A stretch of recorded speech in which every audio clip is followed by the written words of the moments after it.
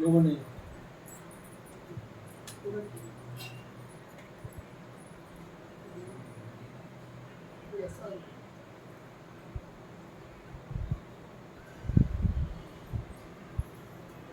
भद्रं कर्णेभिः शृणुयामदेवाः ब्रह्मसेनाक्षुर्यजत्राः स्थिरैरङ्गैस्तुवाकं तत्परुदृपते वहि देवहितं ददातु।